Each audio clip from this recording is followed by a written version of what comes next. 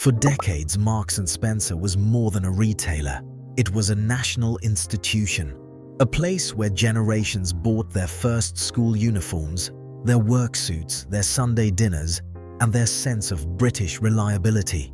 Walk into one of its stores, and you were promised quality, fairness, and trust. No gimmicks, no flash, just confidence. But here is where it gets interesting. Behind the neatly folded sweaters and perfectly lit food halls, a slow-burning crisis was forming, one that almost destroyed the company entirely. This is the story of how one of the most respected retailers in the world came terrifyingly close to collapse, and how it fought its way back from the edge. This is not a story of one bad year or one unlucky decision. It is a story about complacency, cultural blindness, and a retail world that changed faster than anyone at the top was willing to admit. And by the time the warning signs became impossible to ignore, it was almost too late. To understand how dramatic the fall was, you have to understand how powerful the rise had been. Marks & Spencer began in the late 19th century as a simple market stall. Over time, it evolved into a retail empire built on three pillars: quality control, trusted suppliers, and customer loyalty. For most of the 20th century, the company did not just sell clothes and food, it defined what Middle Britain consumed. By the end of the 20th century, the numbers were staggering. Hundreds of stores, tens of thousands of employees, and billions in annual revenue. At one point, the company was responsible for a massive share of British clothing sales. Its food halls were admired for consistency and reliability. Its clothing lines were conservative but dependable. Inside the company, confidence turned into belief. Belief that the formula was timeless.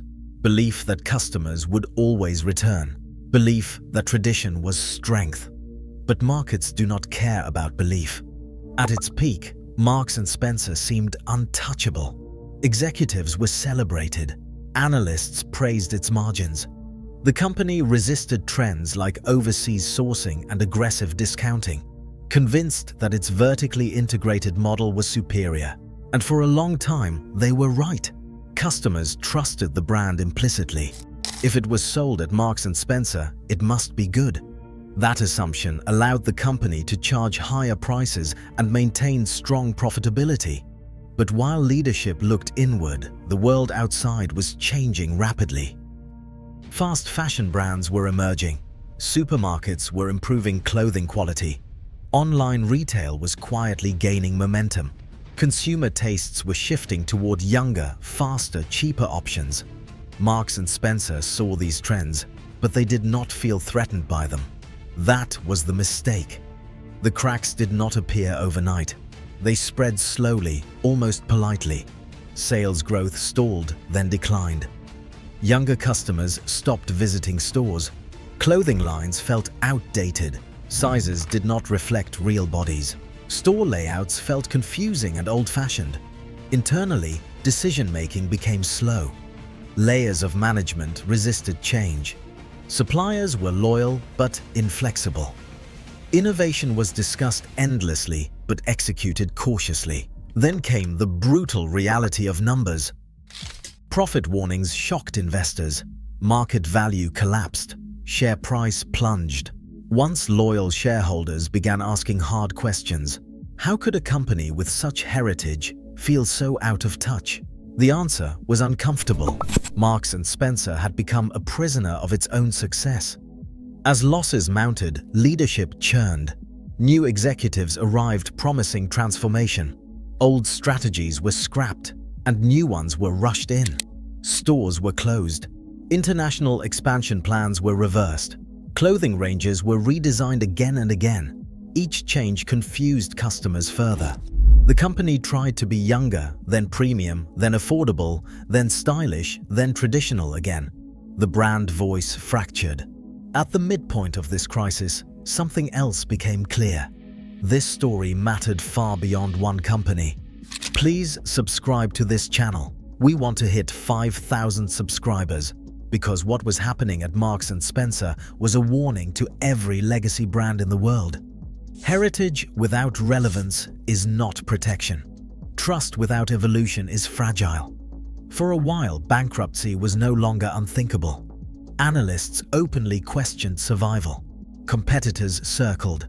Morale inside the company dropped sharply. Yet beneath the chaos, something important was happening.